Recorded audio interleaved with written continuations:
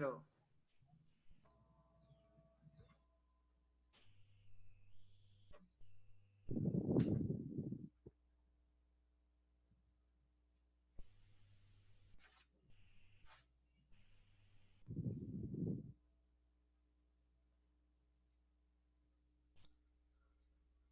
A ver, estamos iniciando la sesión. Todavía hay algunos participantes que están ingresando. Esperemos un par de minutos para poder iniciar el desarrollo del problema Buenas tardes. aplicativo. Espero tengan a la mano la información que habíamos comentado del problema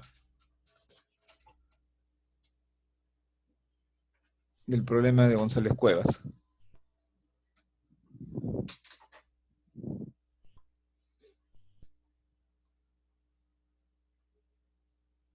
¿Me copian, jóvenes?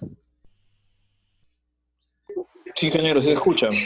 Ok, y entonces un par de minutitos que terminen de ingresar sus compañeros para poder dar inicio. Tengan a la mano, por favor, el archivo de González Cuevas.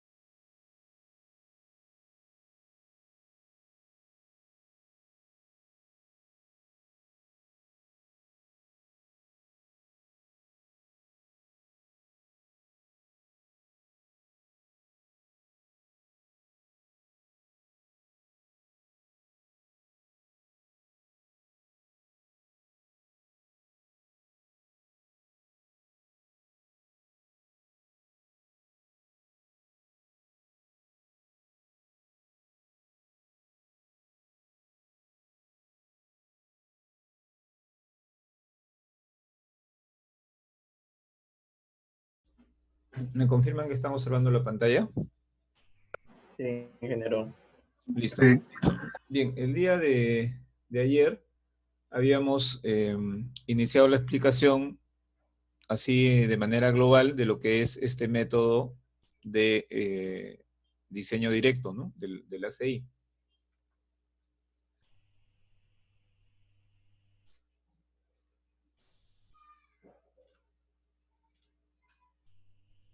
Habíamos indicado que hay unas limitaciones, ¿no? Habíamos revisado las primeras limitaciones y nos faltaba una última limitación verificar, ¿no? Esa limitación requiere del cálculo de inercia de la viga y de la losa, ¿no? Entonces también les dije que tengan a la mano alguna ayuda que les permita determinar la inercia de la viga de manera rápida, ¿no? Adicionalmente a ello, es importante señalar lo siguiente, ¿no? Ayer decíamos, cuando tratamos de calcular momentos en esta dirección, ¿no? Por ejemplo, este momento que tracé en rojo, en esa dirección, a esas medidas, a esas luces, se le va a llamar longitud L1. Entonces, una primera luz se denominará L1, digamos, del primer tablero, un L1 del segundo tablero, un L1 del tercer tablero. y las dimensiones perpendiculares se denominan L2, ¿no? L2 del tablero A, B, C, D, como lo comentamos ayer. Pero recuerden que como estamos trabajando losas en dos direcciones, va a ser necesario también calcular los momentos en la otra dirección. Entonces, cuando calculemos los momentos en la dirección más larga del edificio, de esta edificación, entonces estas dimensiones ahora se van a llamar L1, aquellas en la dirección en que quiero calcular los momentos, y las transversales pasarán a llamarse L2. Quisiera saber si queda claro esto que estoy explicando. Sí, correcto. Perfecto. Entonces, el gráfico que aparece aquí de L1 para la dirección de los 3 paños y L2 para la dirección de los 4 es porque estamos calculando momentos en la dirección de los 3 paños, ¿no? Cuando vayamos a los 4 paños, tendremos que hacer el cambio de nomenclatura. Bien, vamos a presentar entonces el problema. Vamos a presentar el problema de González Cuevas. González Cuevas nos presenta un problema con estas dimensiones. Nos dice que tenemos unos ejes, el eje 1, el eje 2, el eje 3, que hay unas columnas de sección cuadrada, que existen vigas, en el primer caso entre el eje 1 y 2 a 6 metros, entre el 2 y 3 a 6 metros, hasta el eje 5 espaciadas cada 6 metros. Y en la dirección transversal, si hablo de la pantalla, en la dirección vertical de la pantalla, 5 metros el primer tramo, 4 el segundo y 5 el tercero. Entonces, esa es la información básica que nos da González y Cuevas. ¿Qué información complementaria? Vamos a compartir ahora el problema para ir directamente al metrado de cargas.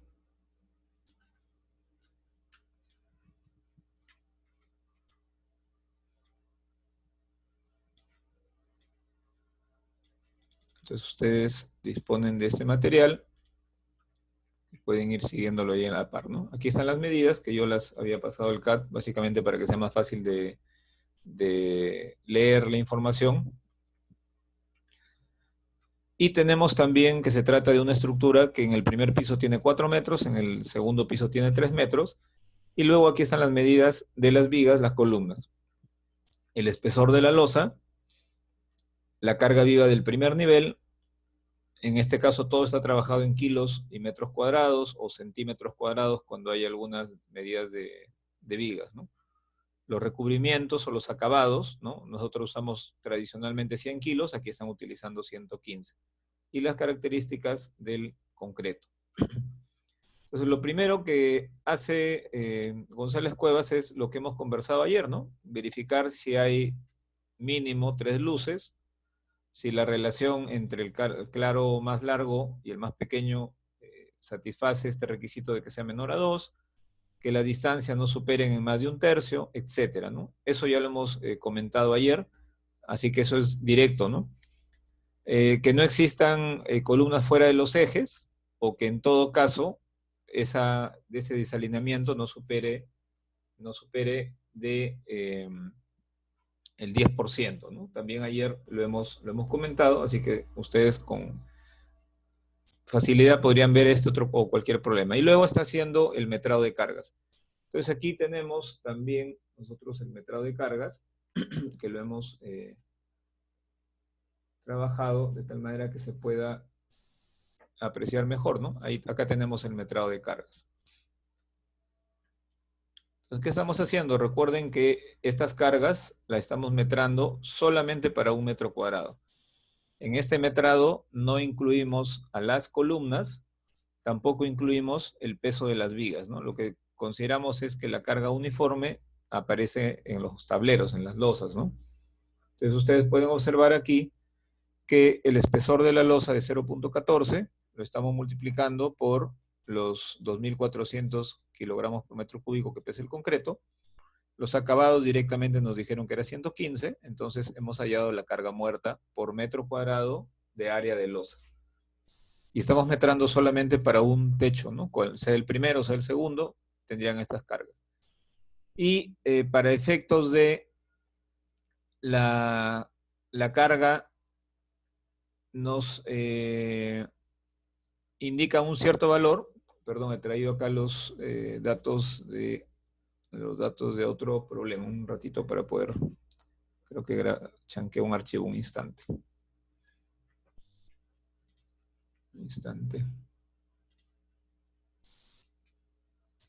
Teníamos 900 de carga, hasta donde recuerdo.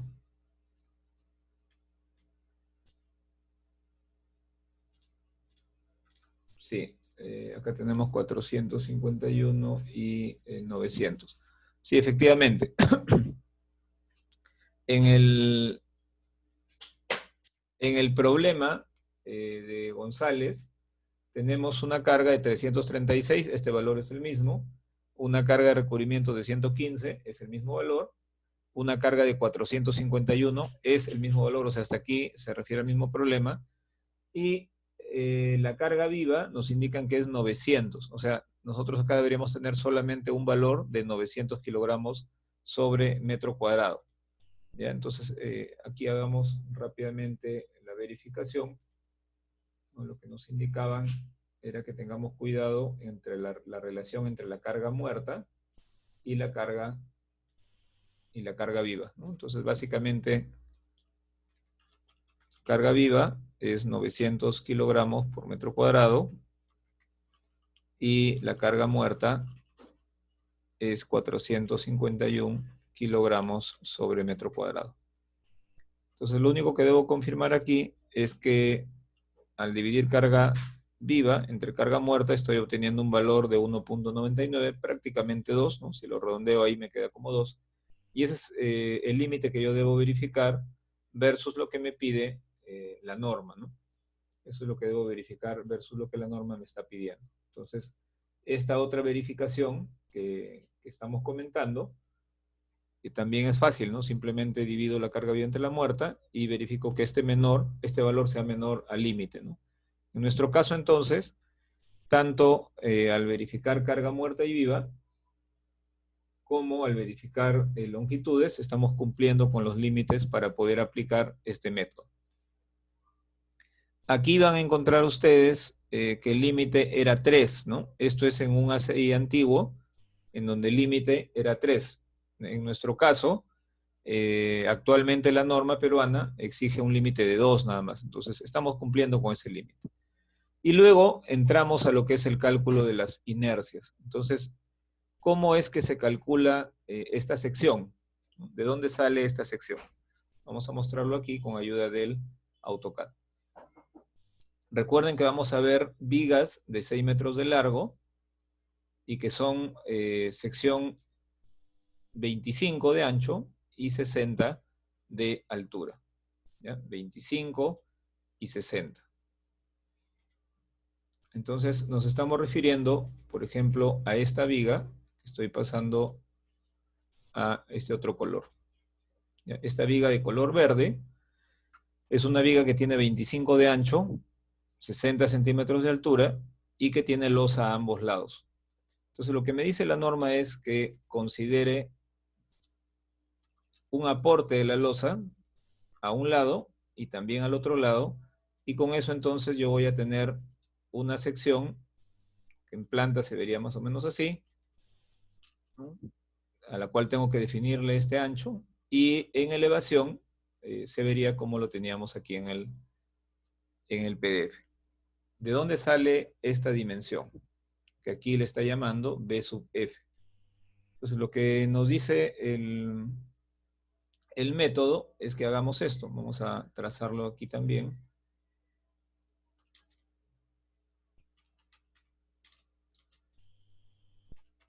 Ahí tenemos la viga de 25 por 60. Y aquí estamos trabajando el tema de la losa. En el caso de la losa es de 14 centímetros. Entonces lo que me dice la norma es la misma dimensión que tenga aquí, o sea, lo que cuelga de la viga, solamente la parte que algunos le llaman, a eso los arquitectos le suelen llamar peralte, por ejemplo. Nosotros le llamamos peralte al total, ¿no? Para nosotros el peralte es todo. pero para los arquitectos es esto, ¿no? Entonces, esta porción de viga, que es la que sobresale, es lo mismo que yo le podría dar a la derecha, ¿no? O sea, dicho de otra manera, yo pudiera hacer esto, entonces aquí debería tomar esta misma dimensión como el valor para el aporte de esta ala, ¿no? El ala para el lado derecho. Lo mismo para el lado izquierdo, ¿no? Tendría que tomar este otro mismo valor y ahí entonces estaría definiendo el ancho de esta viga. ¿Cuánto es esto? Bueno, si todo era 60 centímetros y esto es 14 centímetros, la diferencia me da 46 centímetros. Entonces aquí también estoy tomando 46. Bueno, si yo procedo a sumar, acá tendré 46 centímetros.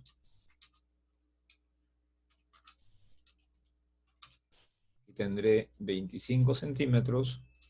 Y aquí tendré también 46 centímetros. La suma de estos tres valores me está dando los 117 que observan aquí en el gráfico.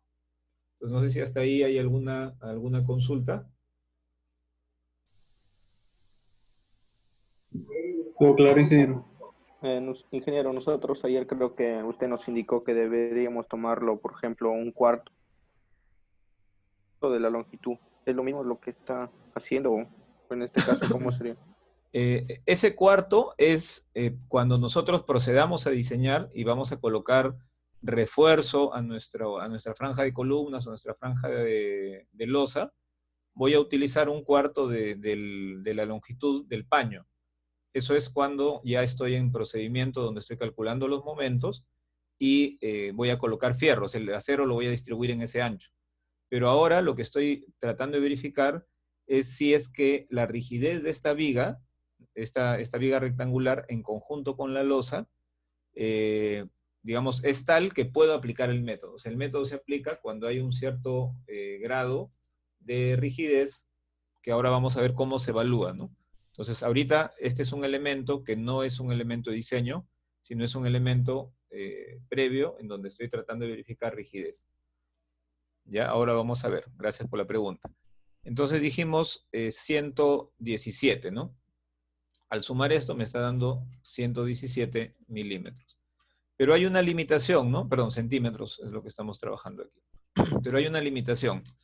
La limitación nos dice que esta dimensión, este 46, tiene que ser menor que 4 veces el espesor de la losa, ¿no? Si al espesor de la losa le llamo, por ejemplo, H sub F, entonces el espesor de la losa, recuerden que era 14, ¿no? Entonces yo aquí podría decir 14 por 4,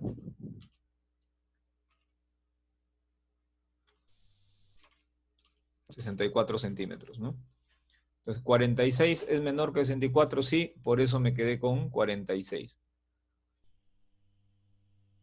Perdón, acá. 56 centímetros, disculpen. Entonces, tengo 56 centímetros, que es 4 veces el espesor de la losa.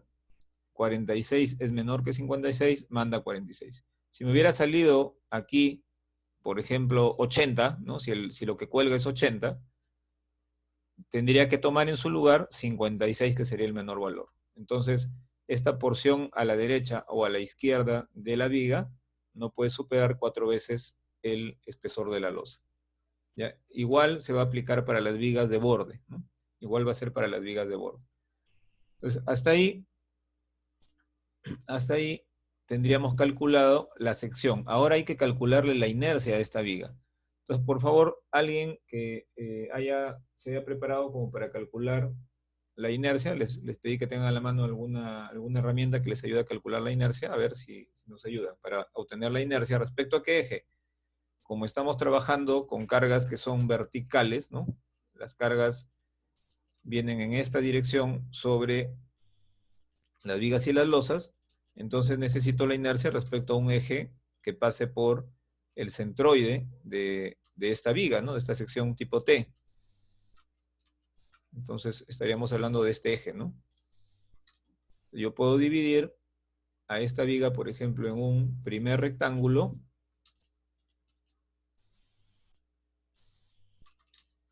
este rectángulo verde, y la puedo dividir en un segundo rectángulo,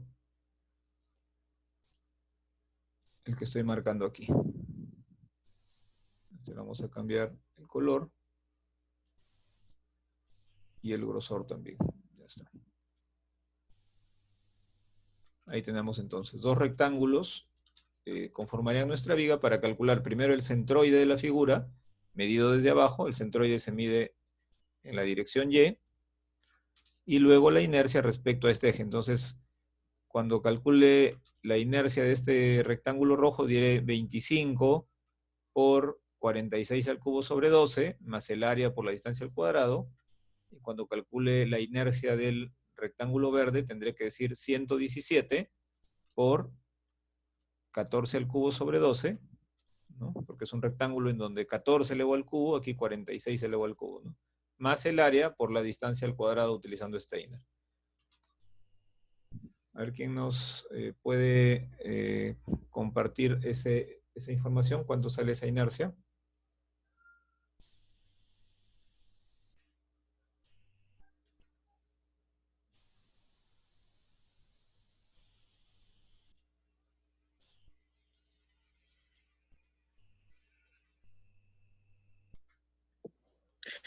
Mi ingeniero lo estaba trabajando en un Excel. Ya, No sé si perfecto. puedo compartir pantalla. ¿Apellido? Peña Ramos. Peña, ya, ahorita pasamos a...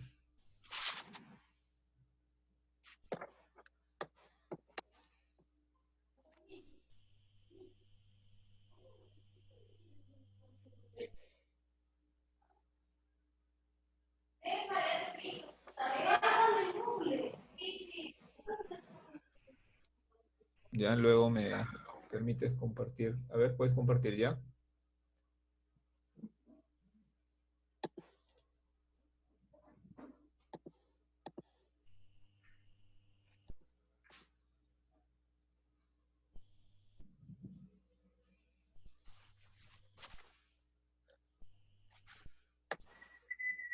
¿Y si se logra ver? Sí, sí se puede ver. De esa manera lo estaba trabajando. A ver, tienes el área, puedes, lo que está a la izquierda es el resultado final. Lo de aquí, la suma de las inercias. La inercia 1 y la inercia 2. A ver, ¿cómo puedes ingresar a la inercia 1? La inercia 1, ¿cómo la calculaste? El B, que es 117 por 14 al cubo sobre 12, más el B3, que es el área por una distancia al cuadrado. ¿Ya?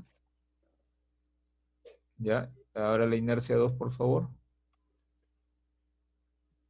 Ahí estás haciendo 25 por 46 al cubo sobre 12, más el área por la distancia al cuadrado. Ya, entonces lo que hay que corregir ahí probablemente sea las áreas o las distancias. A ver, ¿el centroide has calculado de tu sección? Parece que no has calculado el centroide, ¿no? O sea, el procedimiento hasta ahí está bien, pero lo previo, que es calcular el centroide, parece que no lo llegaste a hacer. El centroide respecto a hielo, Sí. A ver. lo que hice fue dividir el área, el área por el brazo entre el área total. Ya, por ejemplo, el brazo 1 le has puesto 23. ¿De dónde estás midiendo? ¿Cuál es tu eje de referencia? Puedes trazarle una Y lo línea ahí a una línea horizontal.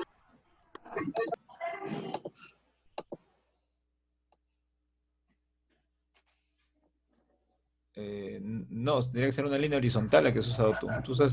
Si fuese esa línea, estarías calculando inercia respecto del claro, eje Y.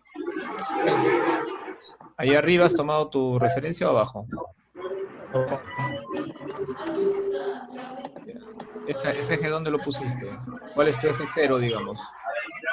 y en esa dirección, en esa En posición. el centro del rectángulo 2.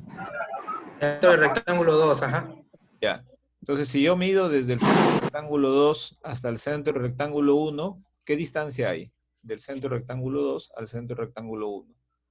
Sería 16 más Recuerda que es 7. 46, ¿no? 46 es la altura del rectángulo 2, ¿no?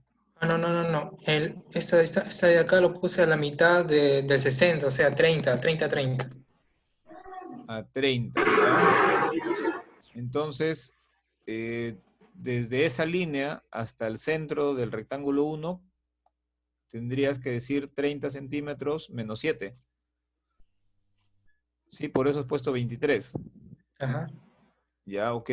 Y para la figura 2 tendría que haber una distancia, ¿no? La distancia tendría que ser al eje del rectángulo 2. Ahí tendrías que corregir, exacto. Ah, sí, sí, sí. Sería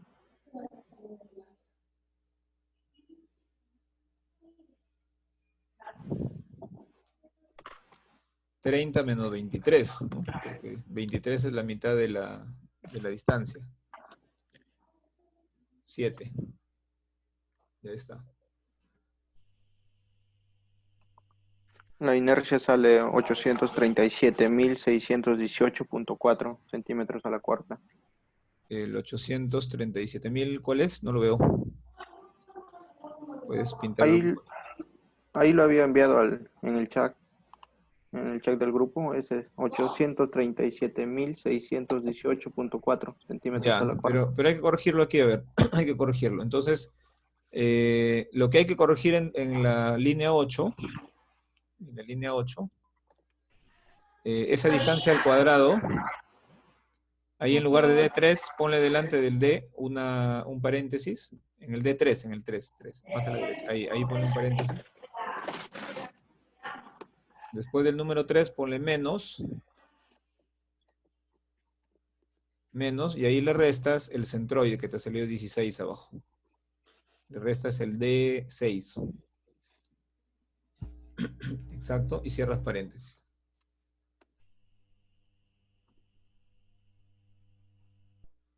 Ya, y abajo, ahí exacto también, al D4, debe restarle el centroide.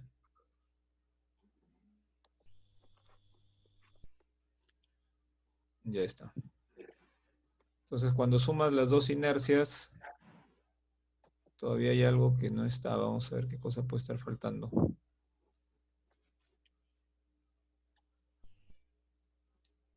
16 hacia arriba, 16.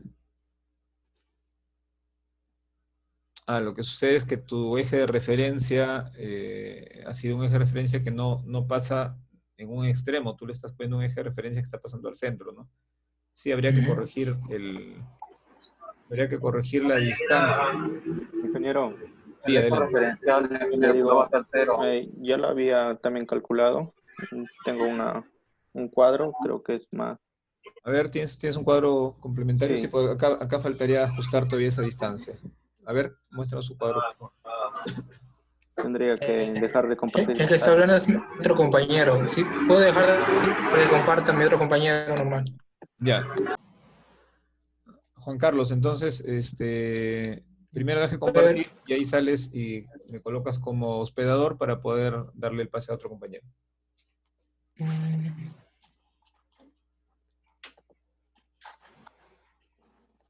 ¿Cómo dejo de compartir? Ah, ya. Ahí está. Ya, ¿quién más compartía? ¿A quién le Yo, ingeniero. apellido? Benítez Velázquez Daniel. Benítez, a ver. Mm, Benítez. Acá está. No sé por qué no me deja. Juan Carlos, tienes que ingresar y devolverme la posibilidad de hospedador para que pueda transmitirle el hospedador a tu compañero. Ahorita tú estás como anfitrión.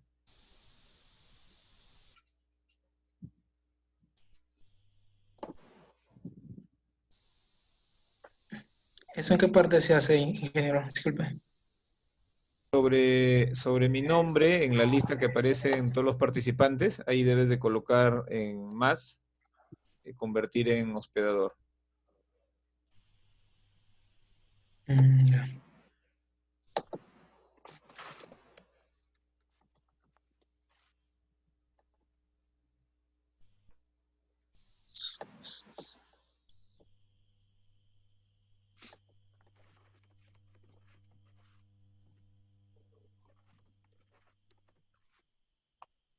o que pueda habilitar la función compartir pantallas para que podamos compartir la pantalla nada más.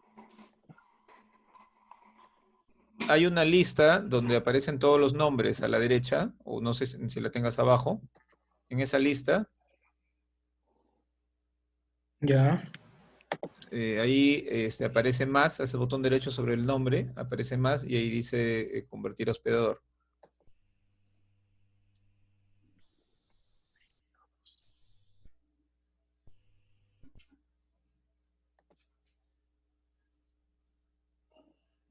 Le haré clic en el ¿Ya ingeniero está? David. Ya está, ya está. A ver, Ahí me lo confirma ya, ¿no? ahí voy a chequear. Ya está, ya. Ya está. Ya, entonces, estamos buscando a...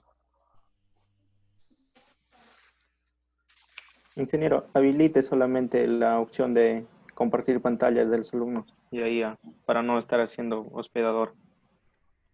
Ya, un instante. Ya, lo que pasa es que no lo puedo hacer acá o hay alguna orden directa, pues yo normalmente lo he colocado en la configuración, pero tendría que salir del Zoom. En más también hay una opción donde le puedo poner permitir compartir pantalla solamente de personas.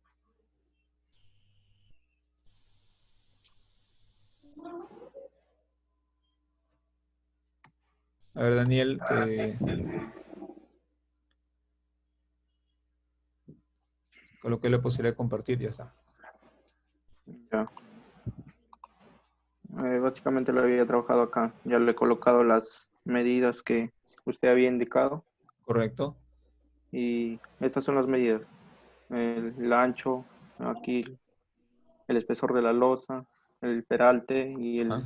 la base 25.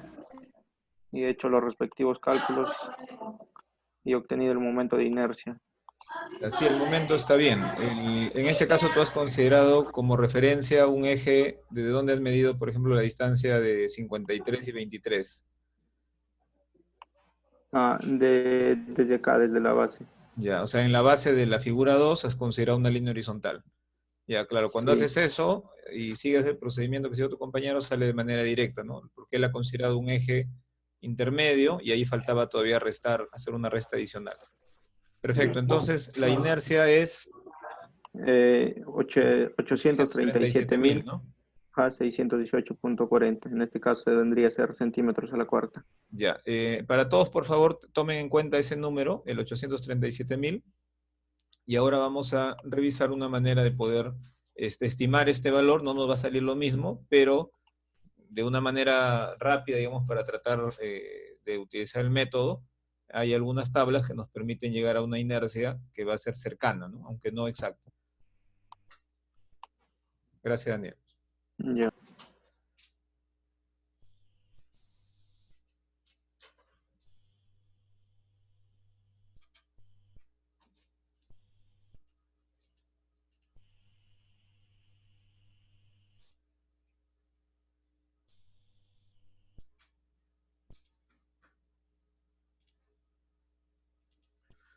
Está, entonces, vamos a mostrar aquí este archivo.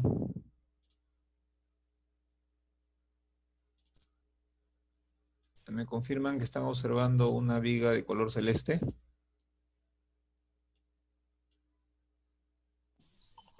Ingeniero. Sí, ingeniero. Ok, entonces miren, este cuadro que ustedes ven a la derecha, este ábaco, es un ábaco que tiene el libro de González Cuevas en el apéndice D, me parece que es el apéndice D4. Aquí lo que he hecho es cortarle la porción de arriba, básicamente para poder utilizarlo. ¿Cómo trabaja este ábaco? En la parte inferior, en donde observan ustedes estos valores desde 0.1 hasta 1, lo que se coloca es la relación que hay entre el peralte de la losa, T, 14 centímetros, y el peralte total de la viga, que era 60, ¿no? El total. Ustedes dividen T entre H, en este caso nos sale 0.23. Aquí la línea verde nos está marcando el 0.23, ¿no? 0.20, 0.23. Y en el lado derecho se relaciona BE, que es el ancho total de la T, el ancho mayor, entre BW, que es el ancho del alma de la viga, 25 centímetros. Esto nos da 4.7. Aquí ven ustedes que hay un valor de 3, de 2, hay un valor de 4. El de arriba no ha salido, no sé por qué se borró, pero este es 5. Entonces, lo que estamos buscando es 4.7. 4.7, entonces artificialmente yo he trazado pues una línea roja de manera aproximada, ¿no? Que estaría entre 4 y 5. Y lo que estamos haciendo es con la línea verde intersectar a la línea roja e irme a la izquierda. Este factor que obtenga aquí en el lado izquierdo, este valor que obtenga, en este caso estoy diciendo, ¿no? De manera aproximada que es 1.8. Entonces calculo la inercia de la viga como si fuese un rectángulo, BH cubo sobre 12, o sea 25 por 60 al cubo sobre 12, de lo que estamos haciendo aquí, y le multiplico por este factor K de 1.8. Entonces arriba tienen la inercia exacta, miren que es 837.000, que tenía su compañero, y abajo nos sale una inercia aproximada de 810.000. Ya, por favor verifiquen en el libro de González cualquiera de las otras dos vigas, verifiquen y aquí tienen la tabla para más o menos estimar si el valor K corresponde. ¿Ya? Quisiera saber si ha quedado claro esta aplicación de esta tablita. Aquí tienen aplicado, de frente aparece el valor K y les dice que vean el apéndice D4, ¿no? Eso es lo que les dice la página 657. Entonces, hagan el cálculo también para esta viga, por ejemplo, ¿no? Para esta viga, ¿qué valor de K obtendrían? Esta es una viga de borde. Aquí, independientemente de su longitud, ¿no? Independientemente de su longitud, lo que me interesa es la sección. Entonces, por favor, con esta viga determinen el valor de la inercia.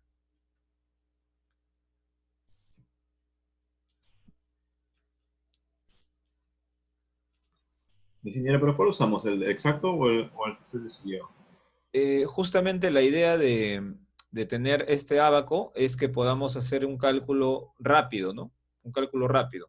Si alguien lo sistematiza todo en una hoja de cálculo, pues la exacta va a ser siempre el valor que nos va a dar mayor certeza, ¿no? Pero van a darse cuenta ustedes más adelante que a pesar de utilizar el valor aproximado, los resultados no cambian. O sea, es suficiente trabajar con el valor aproximado porque los resultados finales van a ser los mismos. Ya se van a dar cuenta ustedes en un instante, ahorita todavía no se puede notar, pero hagan la aplicación y vean qué diferencia hay. A veces las inercias difieren en 10%, a veces en 5%, a veces en 3%, pero los resultados finales de acero no cambian. No cambian. Entonces, si alguien tiene un Excel a la mano, lo hace con el Excel, y si no, lo hace con el ábaco. Lo importante es que se entienda que hay un ábaco que les da una ayuda y que el que desea lo puede utilizar y sepa aplicarlo.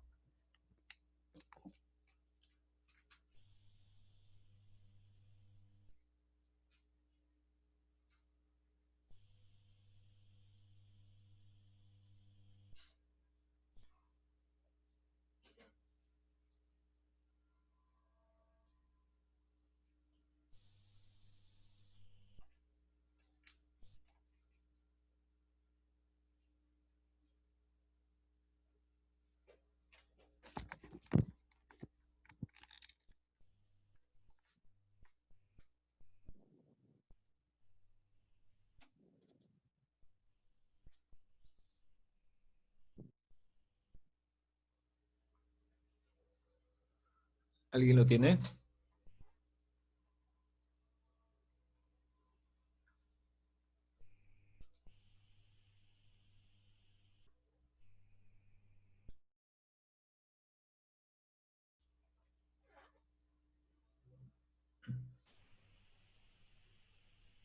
Aquí dividirían pues el espesor 14 entre la altura 60, o sea, este valor va a ser el mismo, 0.20 y tantos es el mismo, pero lo que cambia es la relación de los anchos, ¿no?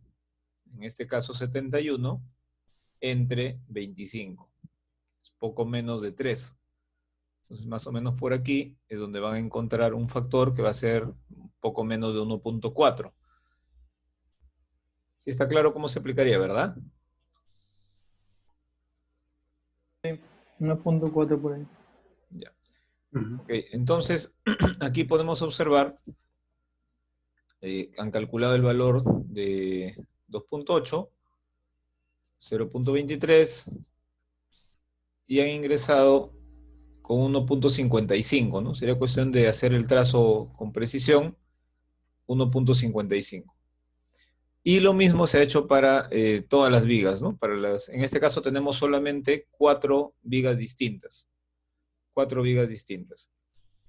En paralelo con el cálculo de la inercia, viene el cálculo de el factor alfa, ¿no? Vamos a explicar aquí qué cosa es el factor alfa. Primero hagámoslo para la viga inicial. ¿Qué cosa es alfa? Una vez que hemos calculado la inercia de la viga, determino también la inercia de la losa. Esta losa, miren. O sea, ¿qué estamos suponiendo? Me voy a ir al AutoCAD. Me voy a ir al AutoCAD. Estamos diciendo que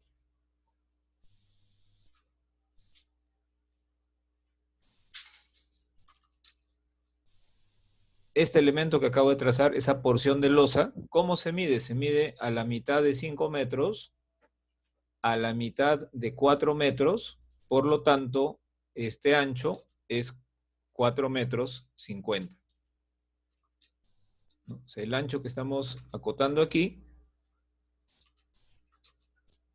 este ancho que estamos acotando es, vamos a decir así, el ancho tributario de esta viga, si es que yo supusiera pues que es una losa armada en una dirección, ¿no? Perpendicular a esta viga, 4 metros 50. Entonces, si lo observo tridimensionalmente, como lo habíamos mostrado aquí, en esta zona, tengo un ancho y tengo un peralte. Entonces, el ancho por el peralte del cubo sobre 12 me va a dar la inercia. Eso es lo que estamos haciendo en este paso.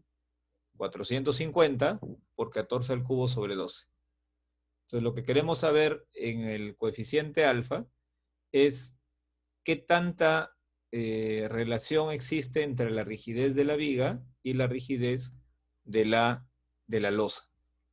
Eso es lo que estamos intentando averiguar. Entonces, si me voy nuevamente aquí,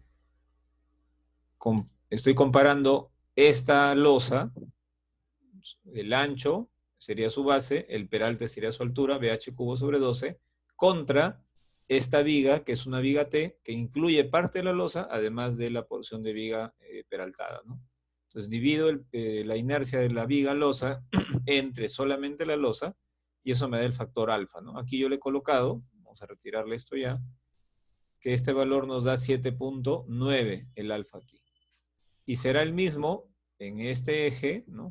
Aquí a la derecha, 7.9, etcétera, porque se trata de la misma sección, ¿no? Tiene el mismo ancho y la viga es la misma. 7.9 en todos los tramos que tenemos aquí, ¿no? O sea, este es 7.9, aquí también es 7.9 y aquí también es 7.9. Si observamos el cálculo, acá han encontrado 7.9. Si alguien utiliza, ojo, si alguien utiliza la inercia exacta, si alguien quiere utilizar la inercia exacta, este valor va a cambiar un poquito, el alfa también va a cambiar, ¿no? Aquí, en lugar de 8.37, utilizamos 8.1, ¿no? Eso es lo que vamos a utilizar. O sea, si pongo el 8.37, va a aumentar un poquito alfa. No va a ser un valor tremendo, pero va a llegar, por ejemplo, a 8.1. ¿Está claro cómo calcular los valores de alfa?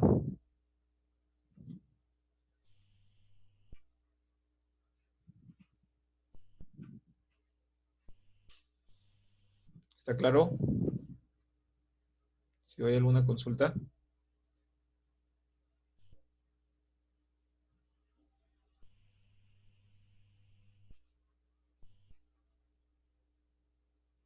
¿Jóvenes?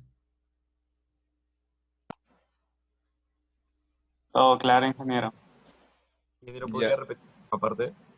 Ya, vamos a aplicarlo, a ver, en el caso de la losa pero ya no para los ejes interiores, sino para un eje exterior. O sea, lo que estamos diciendo, si lo queremos ver en isométrico,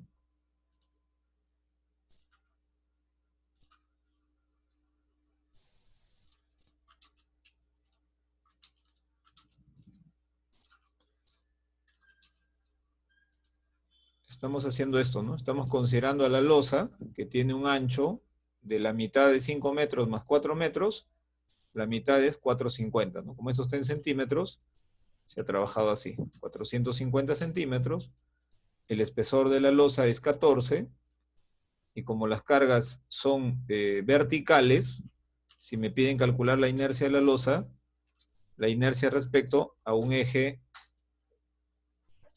como este, ¿no?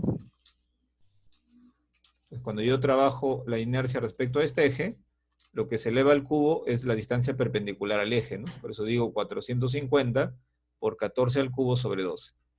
Y dentro de esa misma losa tengo yo una viga que tiene esta forma, ¿no? En realidad, así con las características que la hemos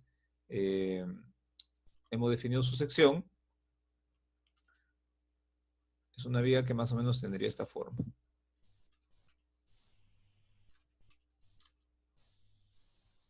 Ahí está.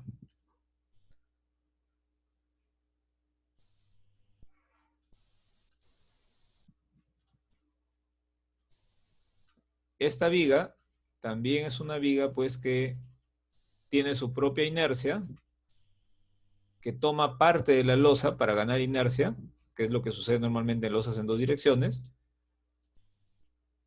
Y lo que yo quiero saber es qué tanto más rígida es mi viga T que la losa solamente. Eso es lo que quiero saber para poder aplicar este método.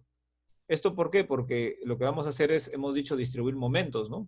Entonces quiero saber quién se debe llevar más momento, ¿la viga o la losa? Para eso estoy haciendo esta verificación o este control. Ingeniero, y para lo de los costados simplemente ya sería la mitad, ¿verdad? Sí, sino que acá hay que corregir un dato en cuanto al libro, ¿no? Ahora les muestro a qué nos referimos. Entonces, básicamente estamos calculando la inercia de la viga, que aparece en color rojo, pero estoy calculando la inercia de esta área, no del área vertical. Con respecto a la inercia de la losa, también esta área vertical. Siempre respecto a un eje que es horizontal, ¿no? Siempre las inercias son respecto a ejes horizontales. ¿Por qué? Porque las cargas son verticales. ¿Qué sucede en el costado? En el costado voy a trazar aquí la mitad. Entonces alguien podría decir, bueno, lo que voy a medir, si antes tuve la mitad de 5 metros y la mitad de 4 metros, 4,50, alguien podría decir, aquí debería medir 2,50 m, ¿no? Pero hay que recordar que las medidas están a ejes. Si está a eje, significa que hasta el eje, hasta esta porción, lo que yo tengo en realidad son 2,50 m. Entonces aquí hay 2,50 m.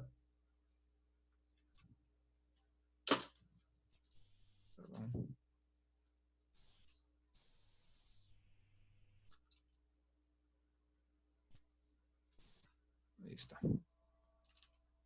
Esto es 2,50 m. Y hay que recordar cuánto mide la viga. La viga tiene un ancho de 25 centímetros. Por lo tanto, esta pequeña porción de color rojo serían 12,5 centímetros. ¿Ya? Esa pequeña porción sería 0,125. ¿No? Entonces, cuando yo sumo 12,5 más 2,50, tendría 2,62,5 m. Entonces, la dimensión es del eje de este paño de 5 metros hasta la cara de la viga. 2,62,5 m. Eso es lo que ustedes tienen aquí. 2,62,5 m por 14 al cubo sobre 12.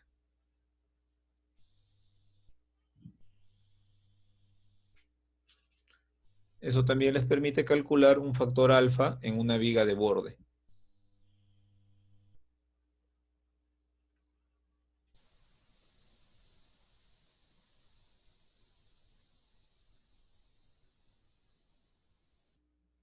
Bien, el procedimiento que continúa en el problema es el mismo. Entonces vamos a tener diferentes valores de alfa según el eje que estemos analizando. En este caso el resultado es 11.6. Entonces aquí, básicamente, después de hacer estos cálculos, tienen una muestra de cómo irían quedando los valores alfa, ¿no? En el libro.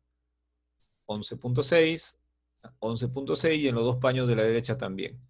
Aquí habíamos hallado 7.9, 7.9 y en los paños de la derecha lo mismo. ¿Por qué? Porque se trata de secciones que son rectangulares en planta, formas rectangulares, y la viga es la misma en todo el eje. ¿Hasta aquí está claro o hay alguna inquietud complementaria? Ahora sí está claro. Bien. Entonces, estuvimos revisando ayer unos requisitos, ¿no? Los requisitos habíamos cumplido con todos menos uno, que nos faltaba revisar, y recién teniendo el valor de alfa, puedo verificar ese requisito. El requisito dice lo siguiente. Dice que yo debo multiplicar el valor de alfa en la dirección 1 por la longitud en la dirección 2 al cuadrado y hacer lo mismo para la dirección transversal, alfa 2 por L1 al cuadrado, y esa relación tiene que ser menor que 5 y mayor que 0.2.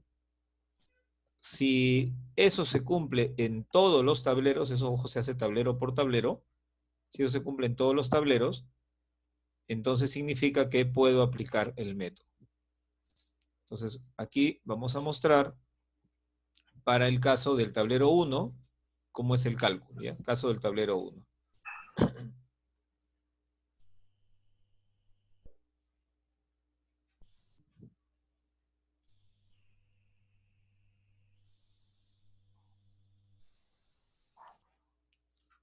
Aquí voy a conservar el valor de alfa. Voy a conservar el valor de alfa también. El valor de alfa de este lado. Nos faltaría este valor de alfa. El paño. Vamos a copiarlo con todo y columnas. Y con las cotas. Entonces, lo único que me interesa en este instante de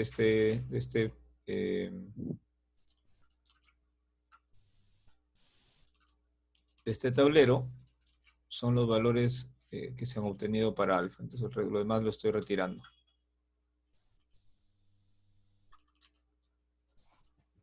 Listo, entonces ahí ustedes pueden notar en qué consiste este cálculo, ¿no? Lo que hago es sacarle el promedio de alfa para la dirección más larga, el promedio de alfa para la dirección más corta, y luego simplemente aplico la expresión.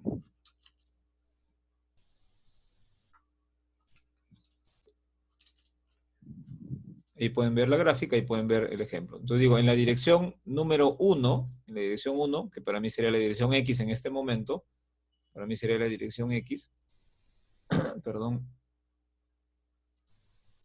estoy tomando 11.6 y 7.9. Estoy sacando alfa, que es la suma de ambos. Y en la otra dirección, 5.5 y 3.3 es lo que estoy sumando. Cuando trabajo en la dirección 1, ojo, en la dirección 1, 6 es L1, ojo. Por eso aquí L1 al cuadrado, 6, va abajo. Y cuando trabajo para la dirección 2, en la dirección 2, 5 es L2. Por eso es que donde dice L2 al cuadrado, pongo 5 al cuadrado. Quisiera saber si también esto está claro.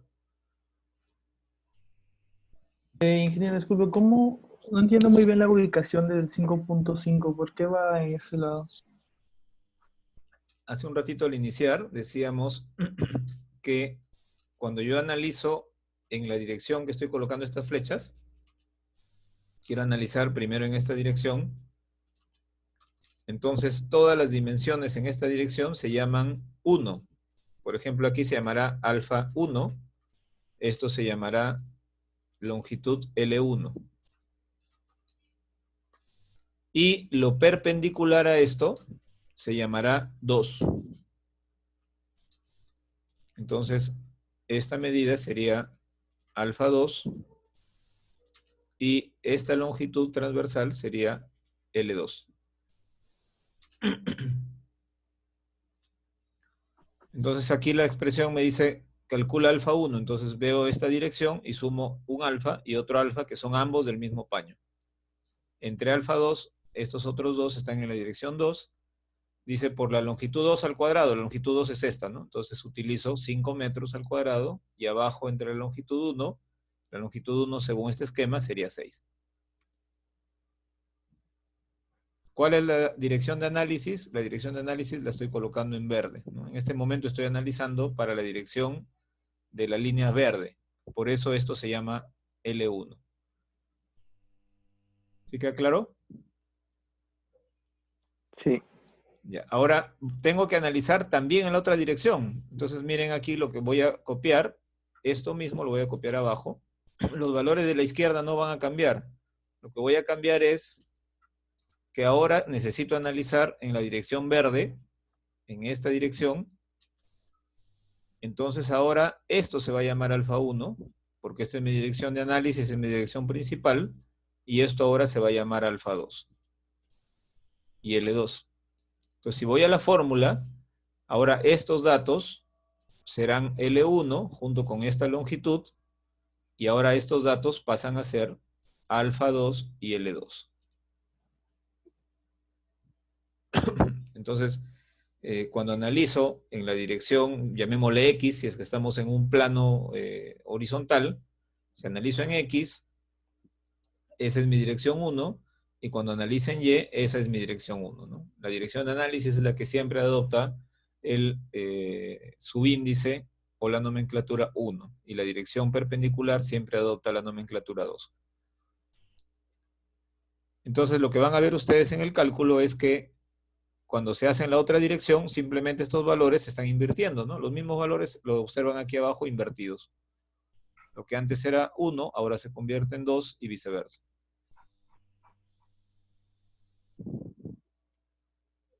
¿Se aclaró?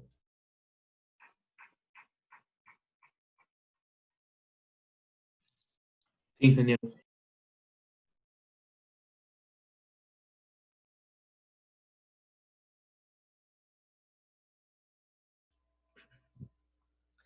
Bien, algo más, ¿no? Si esto es 1.54 y esto es 0.65, Es la inversa. 1.54 yo le saco la inversa y me da 0.65, ¿no? O sea, como estoy cambiando los datos, simplemente un valor va a ser la inversa del otro. Por eso es cuando me dicen el tope es 5, el mínimo es la inversa de 5, 0.2. Estos límites también guardan esa relación, ¿no? 5 es la inversa de 0.2 o 0.2 es la inversa de 5. Entonces, ¿por qué se pide esta relación? Porque cuando se hicieron los ensayos de laboratorio, les decía que se ha hecho esto en los años 60 más o menos, se construyeron un sistema impresionante en cantidad de losas, pero el tamaño de vigas y el tamaño de losas, cuando calculamos esta relación de rigidez, estaba dentro de un orden de magnitud, ¿no? Que es el orden de magnitud que tienen aquí, 0.2 y 5. Entonces el método se aplica a losas que estén dentro de este parámetro, ¿no? Prácticamente todas las losas que analizamos están en ese parámetro. Es bastante difícil tener una losa en donde este valor sea, por ejemplo, 4 o 5, ¿no? Tendría que haber una relación de luces, ¿no? Y además de rigideces enorme, ¿no? Otra cosa más, donde los valores alfa son más grandes, donde los valores alfa son más pequeños, ¿no? Aquí les comparto, en este fondo lo van a poder observar mejor, lo que vemos hace rato en el CAT.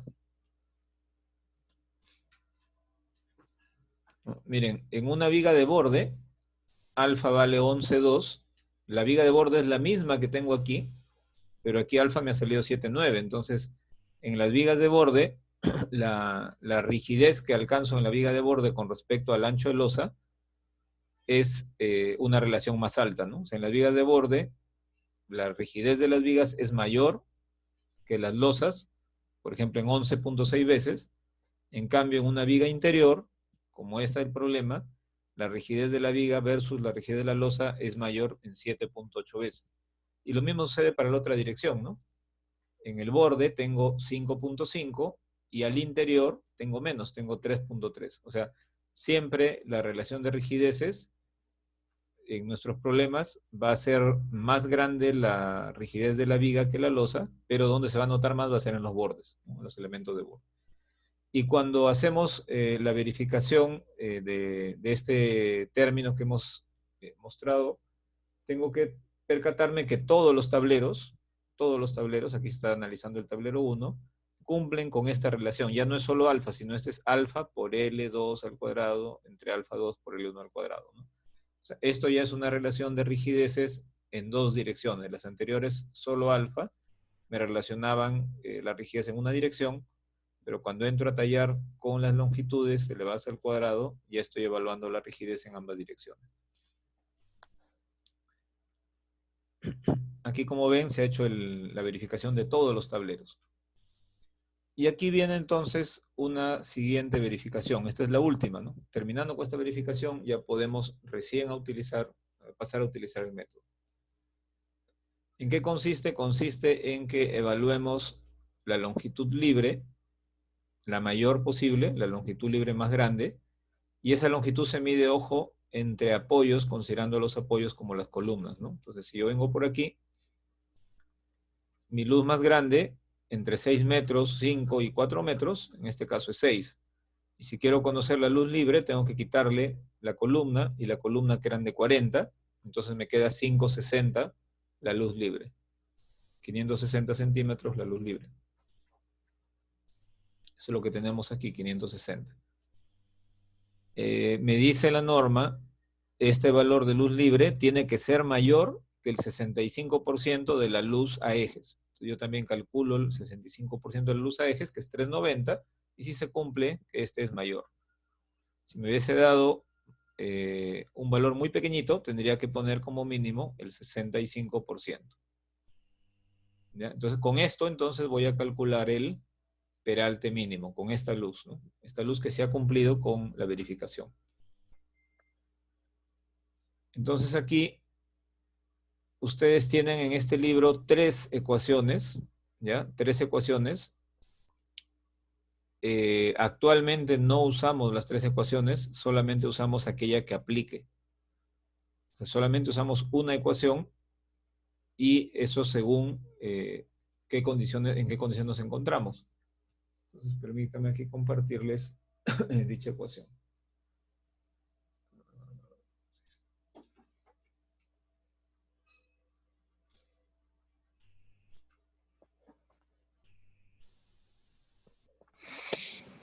Perdón, a ver, se fue la ecuación.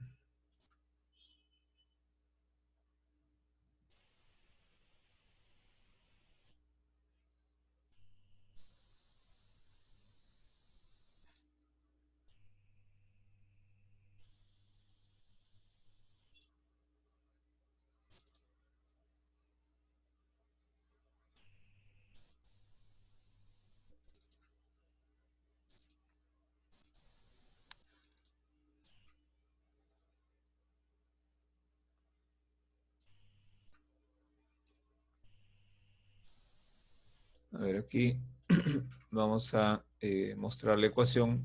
Bueno, las 3 ecuaciones, pero ¿cuál es la que aplica a nuestro problema? El capítulo de losas lo tenemos en la página 13, perdón, en el capítulo 13, ahí está losas, pero previamente a ello hay un peralte mínimo, ¿no? El peralte mínimo lo tenemos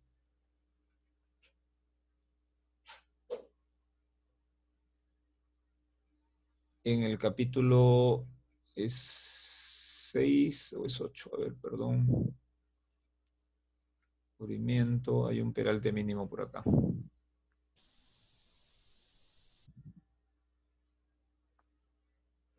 Ya, entonces acá lo vamos a ver.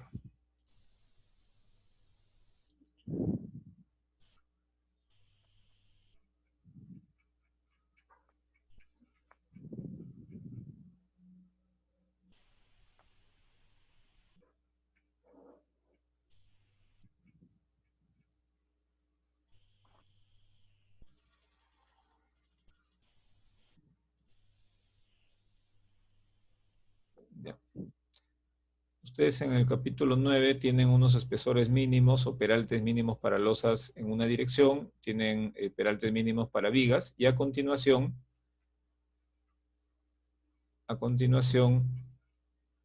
tienen unos límites para las losas en dos direcciones. Nos referimos al artículo 9633. Aquí está. Entonces, miren, para poder definir el espesor mínimo de una losa y saber a qué fórmula debo ir, tengo que chequear el valor de alfa F M promedio. O sea, si el valor es menor de 0.2, aplico este artículo. Si está entre 0.2 y 2, aplico este otro artículo, etc. Entonces, lo primero que hay que averiguar es cuánto es el alfa F promedio. Entonces regreso al AutoCAD y aquí tengo un valor, miren, simplemente revisándolo de manera rápida. 11. Este otro valor que tengo aquí es 3. 11, 3. El que tengo por este lado es 5. Entonces, si yo veo ellos, ¿no? Veo 11, 3, 5. Veo por aquí 7.9. ¿Cuál será el promedio de esos cuatro datos para el paño?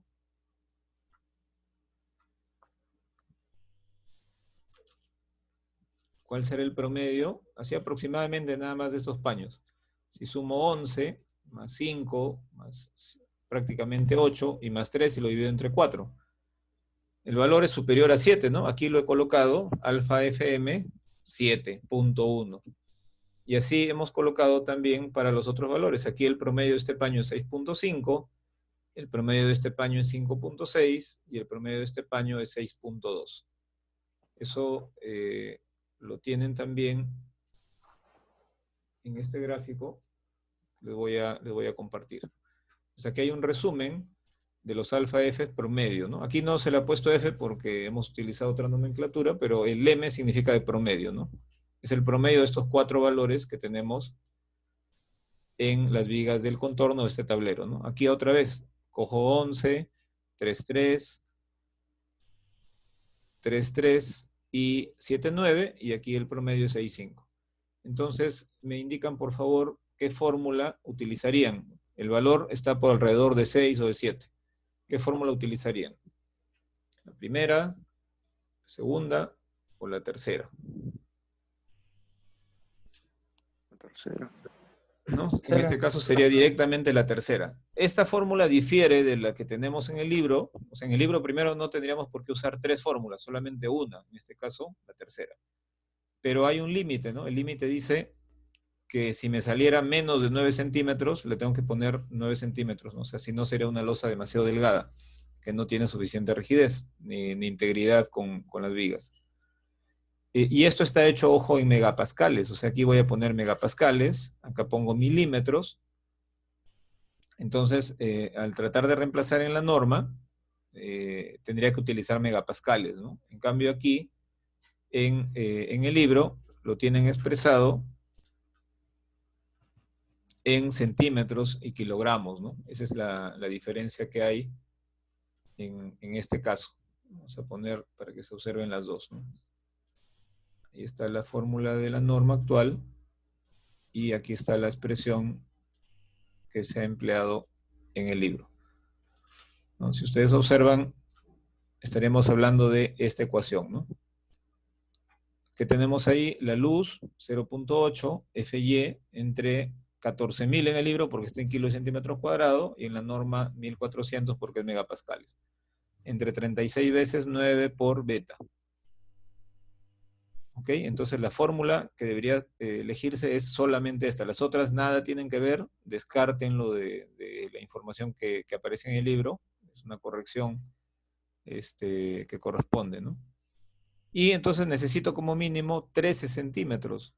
Y nosotros disponemos en total de 14. Por lo tanto, el peralte con el que se han iniciado los cálculos está bien y podemos continuar ya. Ya recién podemos empezar a aplicar el método, ¿no? Hasta aquí lo único que hemos hecho es verificar si se aplica o no.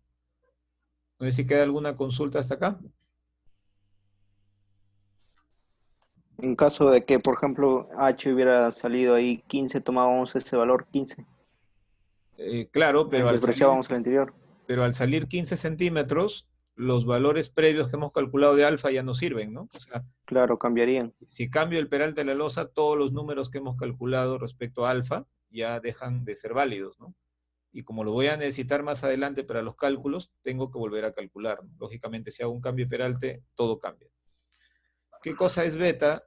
Beta es la relación del lado largo al lado corto del paño que estoy analizando. Entonces, este era un paño de 6 metros por 5, pero su luz libre es 560 y la luz libre del lado corto es 460.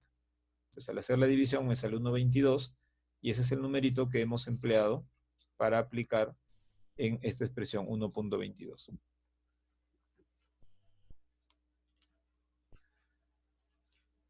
Bien, y aquí entonces empezamos con lo que habíamos explicado ayer. Necesitaba, decíamos, hallar un momento estático, este de WL² sobre 8, ¿no? Que es como para una viga. En nuestro caso, como se trata de una losa, le tengo que multiplicar el ancho tributario.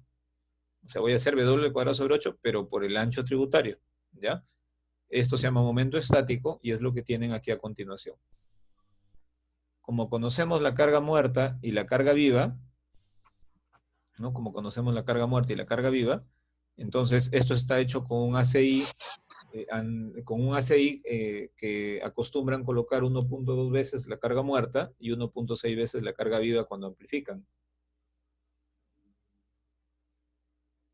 Nosotros por nuestro lado utilizamos 1.4 y 1.7, con lo cual este número tendría que cambiar, ¿no? La carga distribuida última en las losas sería mayor a esto. Entonces, en el problema que hace un ratito yo les mostraba, era un problema que modifiqué justo para que podamos usar nuestra norma. O sea, la carga muerta resultaba esto, esa era invariable, seguía siendo la misma, pero en la carga viva le coloqué estos dos datos para que cuando amplifiquemos por 1.4 y por 1.7 se obtenga este mismo valor, ¿no?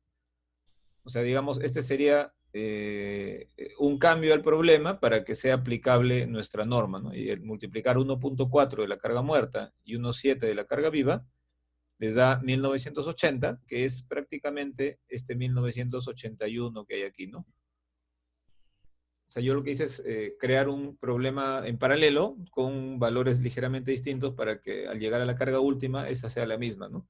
Y a partir de ahí podamos seguir utilizando estos resultados. Entonces, ¿cómo calcularía el momento último en el eje A? ¿No? ¿Cómo calcularía el momento último en el eje A? Acá nos vamos a ir al eje A y es pensar que aquí voy a obtener una curva, digamos, de este tipo, pero en vertical, ¿no? Lo estoy dibujando yo en un plano, pero esto sería un diagrama de momentos vertical. El momento sale 20.37, es lo que ustedes tienen aquí a la derecha, 20.37, y también lo habíamos compartido aquí, ¿no? Ahí está el 20.37. Como el paño de la derecha sigue teniendo la misma longitud, también me va a dar 20.37. Como el paño de la derecha sigue teniendo la misma longitud, esto se va repitiendo. Este momento es el mismo en todo el eje A. Y nuevamente, regresando al AutoCAD, sería como haber calculado un diagrama de momentos, pero como digo, tendría que verse verticalmente, ¿no? Perpendicular a lo que estamos haciendo. Aquí, ¿qué diría yo? Diría W por L. L es esta longitud, esta longitud, y por el ancho tributario, que sería 262.5, ¿no? Recuerden que hemos calculado un ancho tributario de 262.5 metros. Ese ancho tributario lo hemos calculado, recuerden, desde el eje de los 5 metros hasta la cara externa de la viga. Desde el eje de los 5 metros hasta la cara externa de la viga.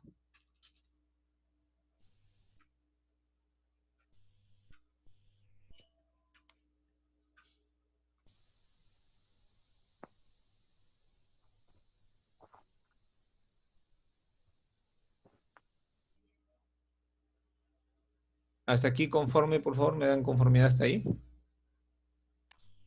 O sea, lo que estamos haciendo es calculando la carga W por esta longitud, porque estoy analizando, para mí ahora esto es L1, por L1 al cuadrado, por el ancho tributario, que es este valor de L2, entre 8. Entonces voy a regresar a este cálculo, la carga por la longitud al cuadrado, que es la longitud libre, ojo, libre entre columnas, por el ancho tributario, entre 8. Y se hace esto para todos los ejes en la dirección A, B, C, D, y se hace lo mismo para los ejes en la dirección 1, 2, etc. ¿No?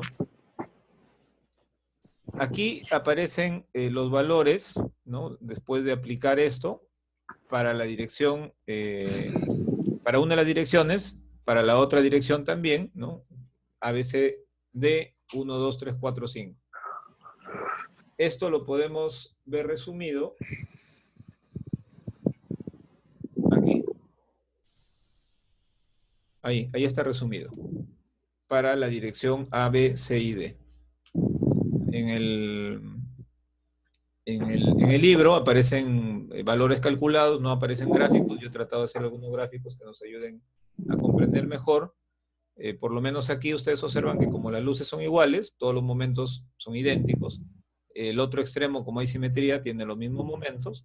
Y el eje B y C, que tienen luces iguales, también, y anchos tributarios iguales, están, digamos, teniendo el mismo momento m sub 0 o momento estático. Este también les voy a compartir para que puedan seguir el procedimiento. Entonces, lo que yo les decía, desde estos momentos que son, considerando como si se tratase de momentos simplemente apoyados, hay alguien que tiene abierto el audio.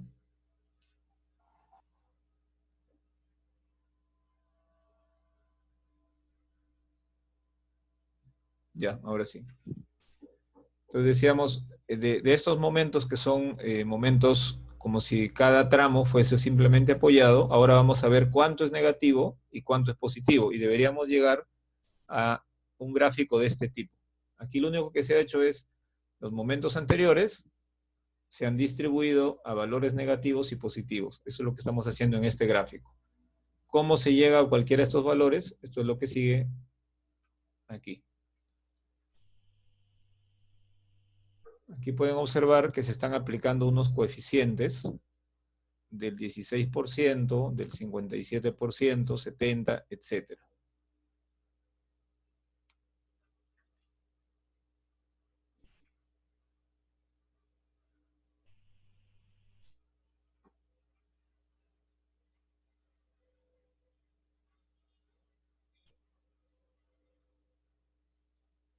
Entonces aquí lo que he hecho es un resumen del método, ¿no? Y un resumen de cómo es que el método debe de aplicarse.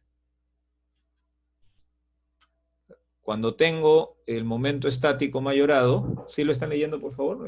Donde dice momento estático mayorado total. Sí, ingeniero. ¿Ya? Ojo, esto que he trabajado, este cuadro, se aplica a losas con vigas, ¿no? Cuando hay losas sin vigas, o cuando hay losas planas, los valores cambian, ¿no? Pero si vamos a la norma, vamos a encontrar esto. Si tengo del momento total en un vano interior, el 65% se va a momento negativo. Y el 35% se va a momento positivo. Ojo, ojo con esto. Cuando es un tramo interior, aquí podemos ayudarnos.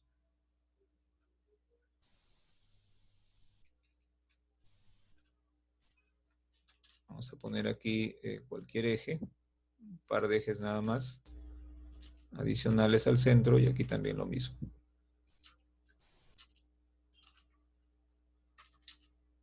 Entonces, ¿qué me dice? Si aquí tienes un momento m sub 0, de ese m sub 0 vas a tener que tomar una porción, ¿no? Eso sirve tanto para la dirección 1 como para la dirección 2.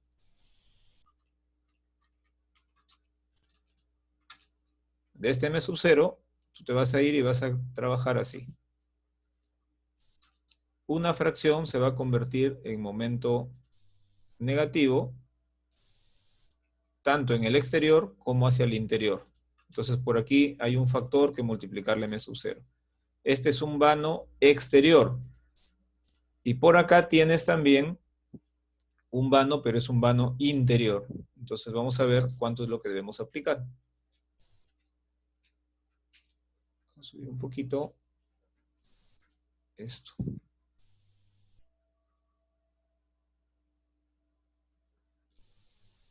Ya está. Para un vano interior, este es interior, aplica el 65% a momento negativo. Aquí también el 65% a momento negativo porque se trata de un vano interior. Y el 35% al positivo. Entonces esto sería 0.35. ¿Hasta ahí está claro? Sí, ahora sí, mediante la gráfica sí se entiende Ok. mejor. Y cuando se trata de un vano exterior, lo que está a la derecha, cuando se trata de un vano exterior, me voy a ver un poquito más a la derecha para que se pueda observar, ya está. Aplica 57% al positivo, 0.57 para el positivo, 16% para el negativo exterior, este es el negativo más externo, 0.16, y 70 para el negativo interior, para este, 0.7.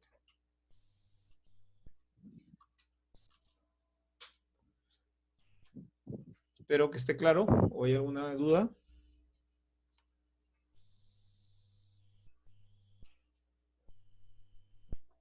Todo claro. Bien. Estos datos están obtenidos de la norma, ¿no? O sea, no son valores que simplemente se han creado al azar, ¿no? Este 16% es lo que se ha encontrado, que es el rango más o menos de momento, que se distribuye en la dirección de análisis en los múltiples ensayos de losas que se hicieron. Entonces aquí ustedes van a poder observar esto, ¿no? En este archivo encuentran las limitaciones del método, ¿ya? Encuentran el número de vanos, las luces contiguas que no sean más de un tercio, y están los numerales, ¿no? Esto ha sido sacado del ACI 318-2014, ¿no? Que es el último que tiene el método. Y que la relación de lado no sea mayor que 2. Aquí tienen que las columnas no pueden estar desalineadas, o sí hasta un 10%. El tema de las cargas gravitacionales, que no superen un cierto valor, ¿no? 2 veces. Los valores de alfa por L cuadrado que acabamos de revisar. Cómo se calcula alfa, que es la inercia de la viga entre la inercia de la losa. Como el concreto es único, nosotros no hemos usado los modos de elasticidad, no los hemos utilizado. Cómo se calcula el lado del adicional para la T, ¿no? También eso lo hemos explicado ahora y lo hemos aplicado directamente, pero acá lo tienen para estudiar. Aquí está el ábaco para calcular las inercias. Están las 3 fórmulas de las losas, que hace un rato se me habían extraviado. Y el tema del método directo, que aquí aparece un resumen, ¿no? Así se calcula el momento mayorado. Ya vimos cómo se calcula. Y aquí está la tablita, por ejemplo, del ACI, ¿no? Nos dice, en un vano interior, 35% momento positivo, 65% para negativo. De ahí hemos puesto estos dos datos, 65 y 35, ¿no? De ahí salió. Luego tenemos un vano final. Un vano final quiere decir un vano exterior. En un vano exterior, si estoy en losa con vigas, este tipo de losa con vigas, entonces aquí están los factores, 70%, 57% y 16%. 70, 57 y 16, que es lo que hemos trasladado aquí, 70, 57 y 16. Entonces, esta tablita, ustedes la pueden utilizar para otros tipos de losas, como ven aquí, ¿no? Para otros tipos de losas, pero las losas que estamos estudiando son con vigas en todos los apoyos. Entonces, de esta tabla han salido los factores que resumí en este esquema. Y luego pasamos a una tabla adicional, y esta tabla ya requiere de conocer los valores de alfa, ¿no? La tabla que encuentran en cualquier libro es esta, ¿no? Yo lo que he hecho es graficar los datos que aquí aparecen y los he mostrado a través de un gráfico. Si es que alguien no quiere estar interpolando, puede ingresar con los valores de alfa L2 entre L1 y encontrar el porcentaje de momento que deben aplicar. Entonces, estas tres líneas representan lo que está aquí escrito, ¿no? O sea, estos dos valores corresponden a una de las líneas, a la línea de 0.5, a esta naranja. Estos dos valores corresponden a la línea gris, y estos dos valores corresponden a esta línea amarilla. Pero lo único que se ha hecho es trazar rectas, ¿no? Trazar rectas para que alguien pueda directamente encontrar el factor o el porcentaje de momento que vaya a distribuir. Entonces, esto que está indicado aquí, hemos tratado de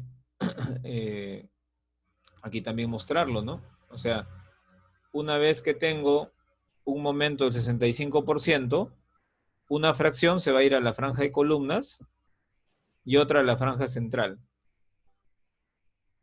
Perdón un instante que están acá con una bulla, no sé si llegan a escuchar, pero acá suena muy fuerte. Sí se escucha, ingeniero. Sí se escucha.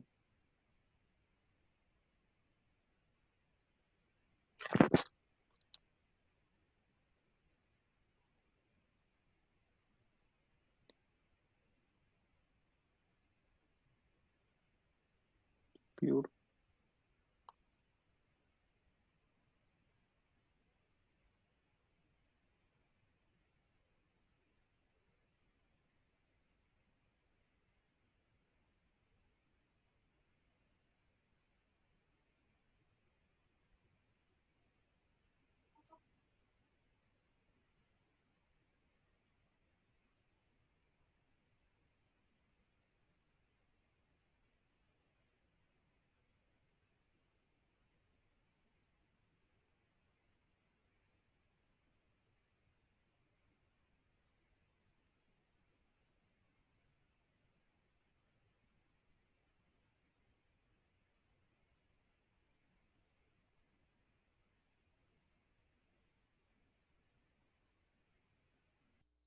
Bueno, seguimos, ya se logró apagar, pero por 10 minutos, que es justo el tiempo que nos está quedando.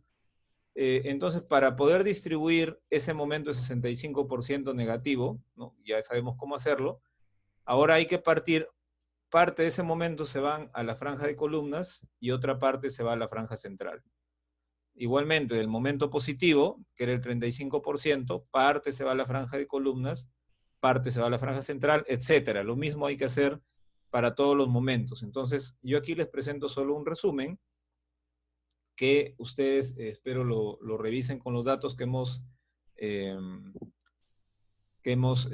presentado. O sea, este 20.37, le aplico el 16%, le aplico el 75%, etcétera, y obtengo estos valores, ¿no? Estos negativos y estos positivos. A este valor de 20.37, que es de un paño interior, le aplico el 35 y el 65%, aquí 65, 65, aquí 35. Y lo mismo se hace para cada uno de los ejes, según sean paños interiores, que son estos, o paños exteriores, que son este y este. Esos son los exteriores. De aquí les decía, hay que trasladar parte a la franja de columnas y parte a la franja central de losa. Ya la distribución la estoy mostrando aquí. O sea, lo que hemos hecho es solo esta porción, solamente esto, nada más que el eje A, es el que estoy mostrando su distribución. Parte se va a quedar en columnas, en franja de columnas, y parte en franja de losa. Esa distribución es la que se muestra aquí. Esa es la que pueden ver acá. ¿Ya? Es la distribución solamente de ese eje, nada más que del eje A. Del eje B se tiene que hacer lo mismo, del C, etcétera, ¿no? Aquí solamente es para que ustedes puedan identificar los resultados que ya aparecen en el libro, el procedimiento, e identifiquen de dónde salió cada valor y dónde es que se encuentra. Y una vez que tenemos esto, les decía que de los momentos que están en la franja de columnas, una parte queda en las vigas y otra parte queda en las losas. Entonces el siguiente paso es el que ya solamente estoy colocando los momentos de la losa, ¿no? Estos momentos son menores a los de aquí, ¿no? Les decía, normalmente las vigas se llevan un 85% de estos valores y la losa se queda con el 15%. Por eso es que estos valores aquí se ven más pequeños. Y prácticamente aquí ya estamos en capacidad de empezar a diseñar, ¿no? Pero esto hay que aplicarlo en todos los ejes, tanto en la dirección larga como en la dirección perdón, en la dirección 1, o paralela al eje X, como en la dirección perpendicular a la dirección Y, ¿no? Y ya podemos pasar a hacer el diseño. En este caso se está resumiendo aquí solo 2 tableros, el tablero 1 y el de la derecha, no recuerdo si era 2 o 3. Solo 2 tableros que espero la próxima semana, bueno, la próxima semana tenemos la evaluación. La siguiente podamos darle una revisión muy rápida, pero lo importante es que podamos llegar hasta la distribución de momentos, ¿no? Porque este diseño es similar al diseño que realizamos en vigas. ¿Ya? Entonces quisiera saber si hay alguna inquietud particular, si alguien revisó el problema, los Ingeniero, una pasos que pregunta. siguen adelante. Sí, le escucho. ¿Y si en nuestra losa maciza no hubiesen apoyos, o sea, no hubiesen vigas, ¿en qué cambiarían los valores de los alfa? ¿Cómo haríamos las inercias?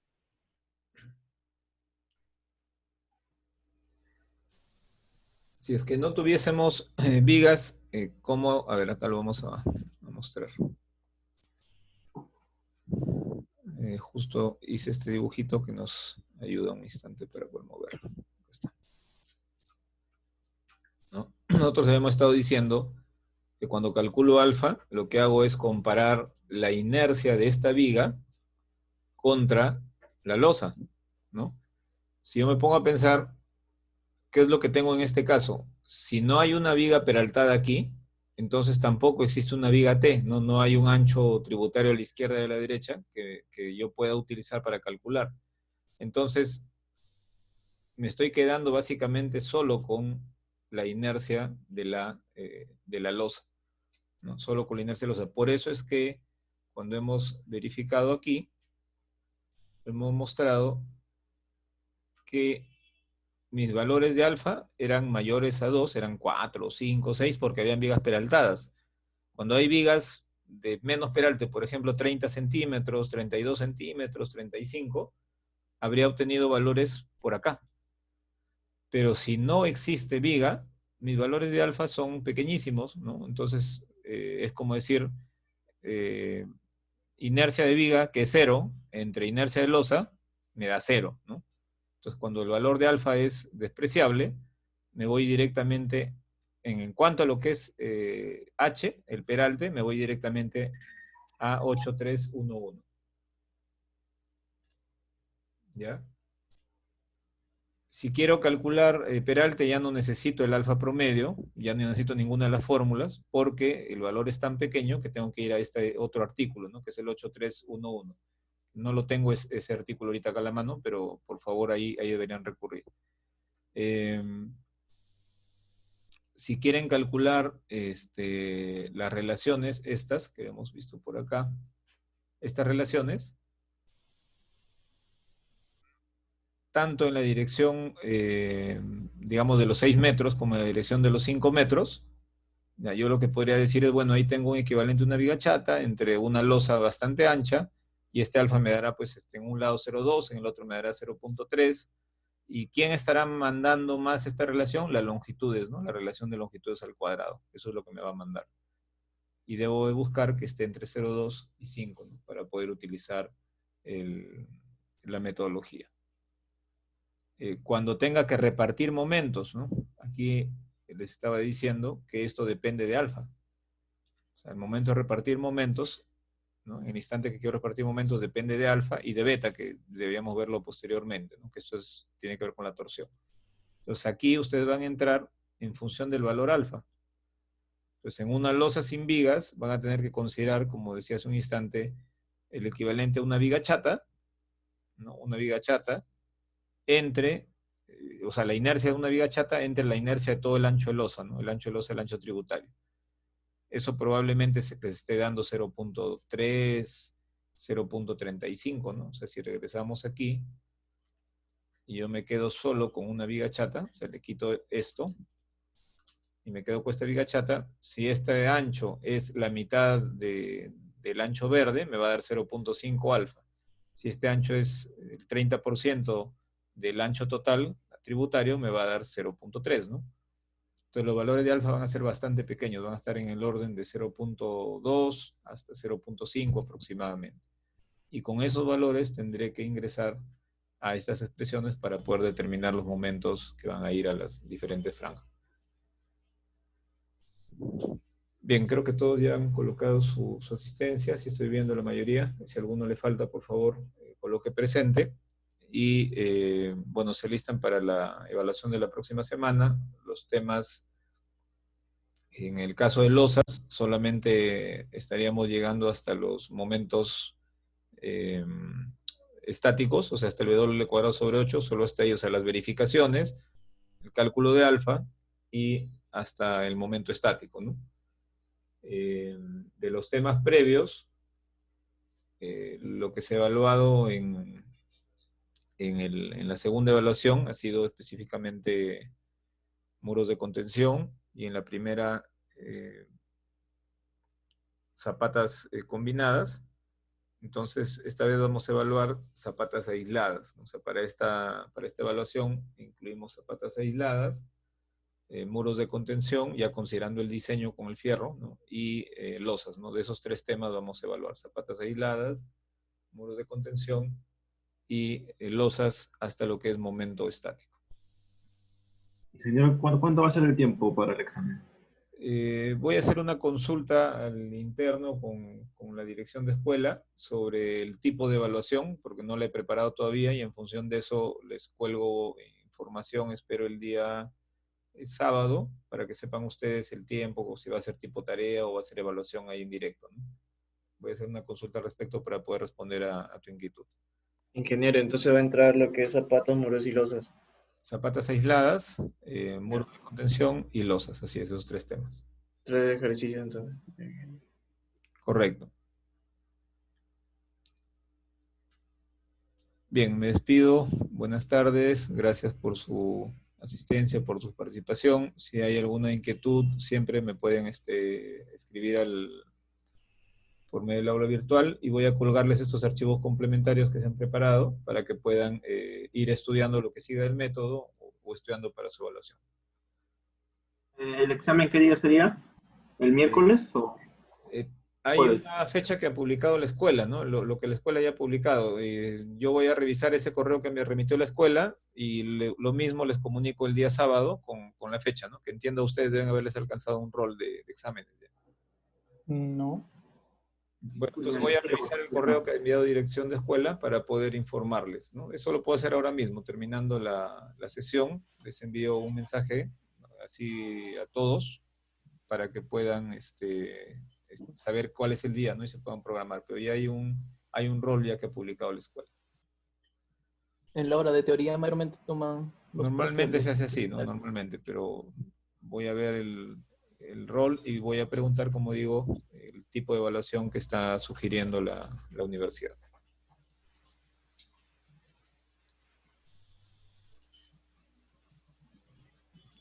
Bien, bendiciones para todos, estamos en contacto.